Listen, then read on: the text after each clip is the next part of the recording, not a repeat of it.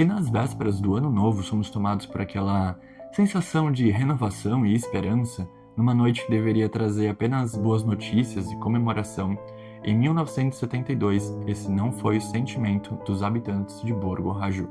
Ao invés disso, eles tiveram suas vidas congeladas num lugar que, apesar de tudo, manteve sua magia e deixou um legado para as novas gerações dos sobreviventes e visitantes. Eu tive a chance de conhecer Borgo Raju por conta própria, com os meus próprios olhos, quando eu morava na Sicília.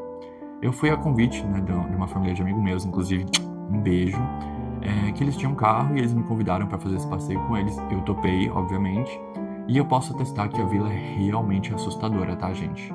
É bizarro, é uma experiência assim bastante única, eu posso dizer. Fundada durante a reforma latifundiária e agrária que ocorreu entre os anos de 1940 e 1950, Borgo Raju é uma das 27 aldeias do município de Fondacelli Fantina. Tinha entre 400 e 500 habitantes, em sua maioria artesãos, agricultores e pedreiros que levavam uma vida simples. A vida lá na vila era bem simples mesmo, tá, gente? As pessoas viviam principalmente da agricultura e do pastoreio. Apesar de ser uma vila muito pequena, dizem que ela tinha uma estrutura até que bem completa, tá?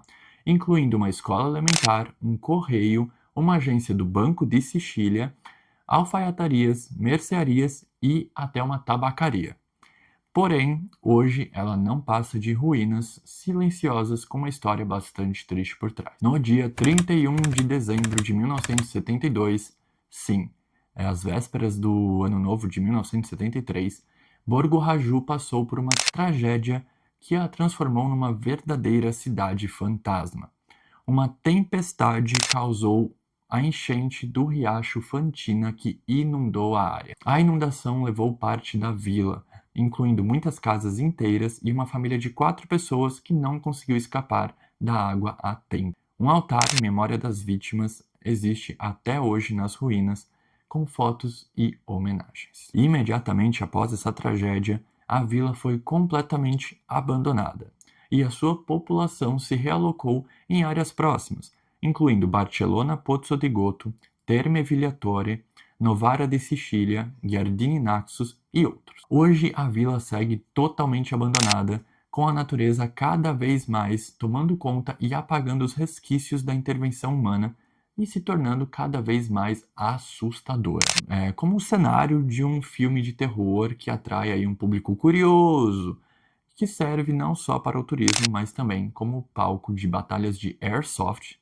que é tipo um paintball, e competições de motocross. O acesso, no entanto, não é tão fácil, tá, gente? E pode ser até perigoso. Então, se você for visitar a vila, toma bastante cuidado, hein, menina? Como eu comentei, né, gente, eu tive o privilégio de poder conhecer Borgo Raju ali com os meus próprios olhos. Eu fui com uma família de amigos meus, né, que eles estavam ali de carro e tal, eles me chamaram para fazer esse passeio, eu super topei, porque eu tava morando na Sicília e eu queria conhecer tudo por lá. E a gente foi, e como eu expliquei, o caminho já começa esquisito, né?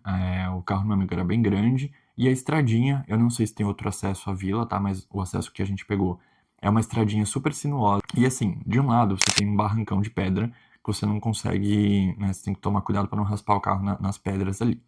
Do outro, é um barrancão que te leva pro centro da terra, basicamente. Você não vê o fim, assim, é só queda. E mato. Mato, mato, mato, mato, mato, mato, mato, mato. E essa questão do mato, inclusive, é muito importante mencionar, porque a estradinha, como ela é apertadinha e ela é sinuosa, com o mato fica mais difícil ainda você saber se você tá no caminho certo, ou se você tá, tipo, seguindo o mato e não tem, de fato, um chão ali, entendeu? Então, nossa, a gente passou muito medo no caminho, gente. Muito, muito medo, vocês não têm noção. Para ajudar, ainda teve um galho caído, que estava atrapalhando o caminho ali, a gente não iria conseguir seguir com o carro sem tirar esse galho. E aí vocês imaginam, né, a manobra que a gente teve que fazer para conseguir tirar esse galho, sendo que tinha um barranco de um lado e barranco do outro. Então assim, o motorista não conseguia sair do carro, a pessoa que estava ali do lado também não conseguia. Então assim, gente, a gente ficou com muito medo. E não dava para dar ré, porque lembra que a estrada é sinuosa? Pois é, como é que a gente ia ter visibilidade se a gente estava caindo no barranco ou não, andando de costas? Era uma verdadeira cilada ali, tá? Mas a gente conseguiu mover o galho, né, da frente do carro e seguir viagem. Deu tudo certo, até que eu estou aqui contando a história pra vocês. Mas, gente, é um passeio, assim, que você tem que estar na vibe. porque, nossa, é muito esquisita a sensação. Começa que logo que a gente chegou na cidade, que a gente desceu do carro e tal, já tinha passado por todo aquele sufoco do caminho, cada um foi explorar um canto ali, né? E eu dei a sorte de entrar numa casa que logo de cara tinha uma ossada de bicho, gente. Uma ossada grande, juro, acho que era desse tamanho, assim, mais ou menos. Era muito grande o bicho que tinha morrido ali. E, nossa, é uma sensação horrível, porque é diferente de você ver uma ossada num museu, ou num filme, ou qualquer outro lugar, assim, sabe? Você vê isso num lugar aberto, né, numa mata, é sinal de que existe um predador, né, provavelmente. Então você fica tenso, assim, de, pô, será que esse bicho tá aqui? Óbvio, né, que se a ossada tá só os ossos ali, óbvio que isso faz muito tempo, mas que bicho que tem que existe aqui, né? O que a gente tem que tomar cuidado aqui, porque pode ser um bicho bem perigoso. Então eu já comecei a ficar tenso, já comecei a ficar, né, atento a tudo. E, enfim, a gente foi explorando as casas e também é muito triste, assim, quando você entra nas casas e você vê os objetos pessoais das pessoas, porque provavelmente elas não tiveram tempo de tirar, né, os pertences delas dali. Então, tem algumas casas que estão bem intactas e aí você consegue até quase que imaginar o dia a dia da pessoa ali. Só que ao mesmo tempo tem a parte intacta, tem a parte que está destruída, então é bem triste, assim, uma sensação que não é legal quando você entra nas casas e nos lugares ali, né? Por exemplo, na escola comunitária que existia lá, é bem bizarro. Eu conheci também a parte que desabou, que é outra coisa bem bizarra, porque parece que literalmente alguém passou com uma colher, assim, e, tipo, destruiu a cidade, sabe? Porque tá a cidade ali, né, organizadinha e tal, e do nada vem um rombo, assim, uma coisa, um buraco. Nossa, é muito esquisito. A gente conheceu as casas, a gente foi até o segundo andar de algumas delas. Não tive coragem de ir na varanda das casas que ficam ali pro precipício, porque eu fiquei com muito medo daquilo desabar, porque a sensação, né, de ver aqueles destroços aqui é tudo feito de papel, assim, porque, cara, é inconcebível, assim, como que aquilo pode chegar naquele estado. Então eu fiquei com muito medo de ir nesses lugares, porque talvez a estrutura não estivesse muito boa, mas meu amigo foi. Enfim, né, gente? É uma aventura pra quem gosta, como se você realmente vivesse ali um cenário de terror. E teve um fechamento, assim, pra fechar com chave de ouro. Quando a gente tava indo embora, nosso carro tava aqui tinha uma ruazinha, né, que dava ali mais pro alto do morro, e aqui a gente tava vindo, né, dessa direção, em contra o carro. Só que, dessa ruazinha, entre a gente e o carro, começou a surgir um monte de bode, gente, juro. Surgiram, sei lá, uns 10, 20 bodes dali. E a gente começou a ficar tenso, nervoso, porque tinha a filhinha do meu amigo, né, no grupo. Então a gente ficou com medo, né, desses bodes saírem correndo e sei lá, acontecer alguma coisa. O meu amigo já pegou eu não quero falar pau. É, um pedaço de madeira, e bem grande. E aí ele ficou com isso, né, pra eles viessem pra cima, ele ia tentar proteger a gente. Eu tava ali com ele dando o suporte moral. E atrás a gente tinha as mulheres do grupo, né, as irmãs dele, a ex-mulher dele, a filhinha, enfim. E a gente ficou naquela tensão, encarando os bodes, até uma hora que a ex-mulher dele pegou e falou assim: gente, olha o que tem em cima daquela casa. E aí, vocês não imaginam o que tinha em cima daquela casa, tá? Era um bode preto, mas assim, ele tinha uma pelugem toda preta. E ele era o único que tava afastado dos outros, tá? E o olho dele vermelho. Vermelho, gente. Bizarro. Dava pra ver dali onde a gente tava, não era muito longe, né? Era bem perto até. Então a gente ficou mais nervoso ainda.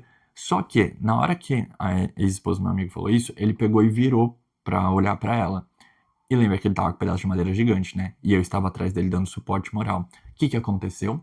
Esse pedaço de madeira acertou as minhas partes íntimas. E aí, quem me conhece sabe que eu costumo reagir de uma maneira meio cômica, né? Em situações como essa. Então, eu acho que, sei lá, eu acho que aquela quebra de tensão que rolou ali com essa cena acabou até afastando os bodes. Acho que eles falaram, tipo, esses daí, vale nem a pena, vamos atacar essa gay aqui, pra quê? Vai dar mais trabalho pra gente, vamos embora. E eles pegaram e começaram a se dispersar lá, voltaram pro morro, e a gente correu pro carro, aí meu amigo conseguiu manobrar lá pra gente ir embora, né, sem ser de ré. Mas, ai, gente, é uma sensação bem esquisita, tá?